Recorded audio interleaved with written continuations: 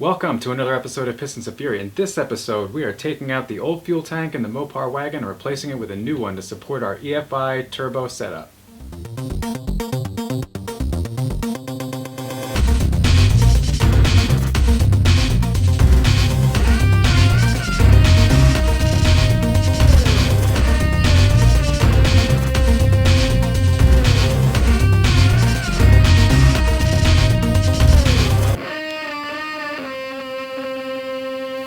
Alright, so in part 2 of our fuel system for the Coronet wagon, we are under the back of the car, and the big task here is removing the stock fuel tank, for which there is no factory drain hole, and I will not be drilling one, nor do I have the vessels to store probably I'm going to say 10 or so gallons that I left in the tank, stupidly, when I parked the car for the last time. So I figure the tank is as good of a vessel to hold all that fuel as anything else. So what I've done here is I've kind of made this contraption with my hydraulic floor jack and using some wood to basically create a platform for this tank to rest on and bring it down nice and slowly so I don't spill any of my fuel all over the place. There's really only one strap holding this tank into place, and that's held on by one bolt and a very what looks like corroded or undercoated long bolt, which I'll show you guys in a little bit. So a few other things. There's a filler neck grommet on the other side, so I'm going to disconnect the filler neck, and then as the tank drops, I'll have to come back from the front of this area here and actually just disconnect some wires and fuel lines for the feed to the front of the car. So aside from that, there's not too much else holding this tank in place, so with any luck this will go pretty smoothly, but with 10 gallons of fuel still in the tank, it could go very badly. So let's see what happens.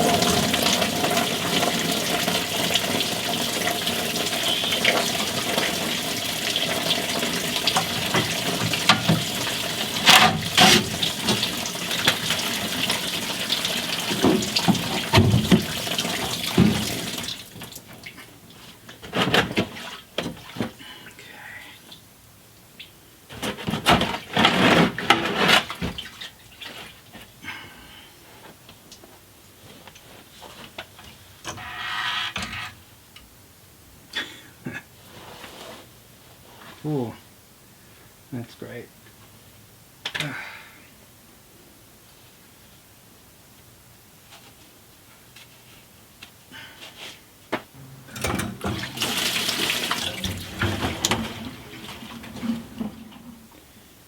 Old tank and new tank. Okay, so as you probably gathered from what you just saw, that sucked pretty much as much as I expected it to. Could have been way worse, could have been a little better, but for the most part it was okay. So this tank has a fair amount of gas in it, so I need to figure out what to do with that. Probably just go drop it off to O'Reilly's or see if the lawn guys want it or something like that. So old tank is out, new tank needs to go in. So the next thing I need to do is figure out where on the trunk floor my fuel pump is going to protrude and where I need to clearance. So one of the things I need to do is this old pump, there is this mat that kind of sits between the pump or the tank and the car floor. So I think what I'm going to do is actually use that as a template and transfer it over here, cut it out, and then I'll put the template up in the top of the, well, I guess the top of the bottom of the car, if that makes sense. So here's where we are. It's a little dark. So one of the things I also have to do while I'm under here, in addition to getting the fuel lines kind of mapped and run, is repair this trunk floor. Not super looking forward to it, but it's really the only time that I can do this when I have the tank out, and it's just one of those things I'm going to have to do. So I'm gonna have to find a way to cut some of that out and you make some templates and just at the very least get some metal tack back in there, so that I don't have to pull this tank again, because that is not fun. So next thing I need to do is basically, like I said, come back over here and map out where I'm going to have to clear into the floor inside the car to support this drop-in pump assembly.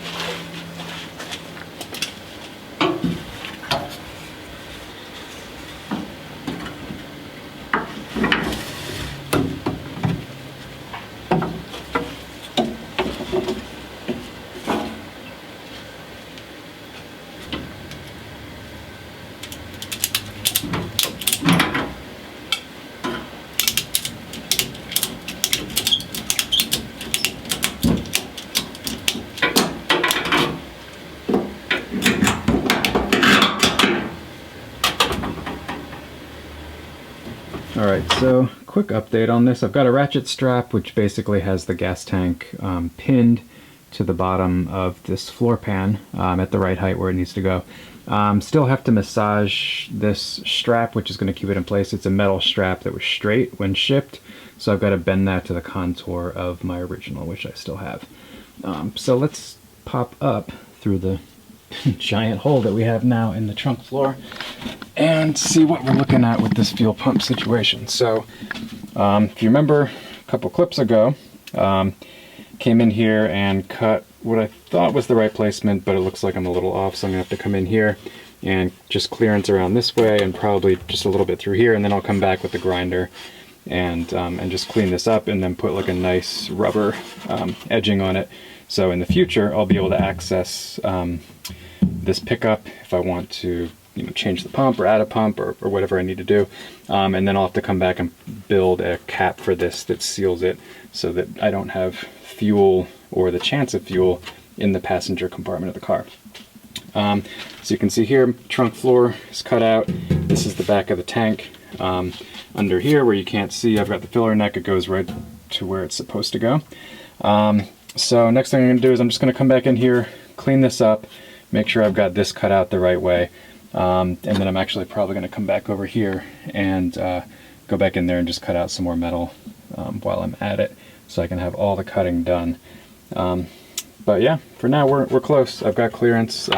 I'll be able to actually test run some lines today, which is kind of my goal, is to get lines run and get my filter and regulator mounted. So we're getting there. Check, check, check. Okay.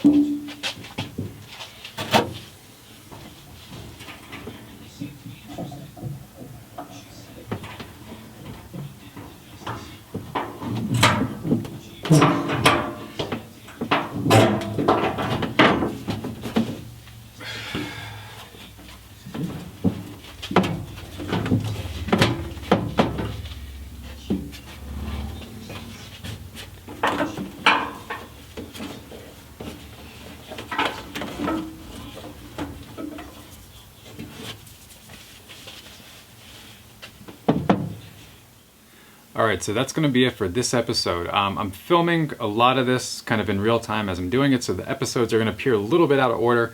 But in this episode, we got the old fuel tank out, we replaced it with the new one. Well, we actually test fitted the new one, did some cutting, found out where we're going to route things, and the next episode is actually going to be us installing the fuel system. So we're going to be running some lines, doing some regulator install, fab work around that. So stay tuned for that. This is kind of like part one of a part, we'll call it 3 or 4 part series. But we're getting there, we're making progress. So thanks for watching, and I will see you guys in the next one.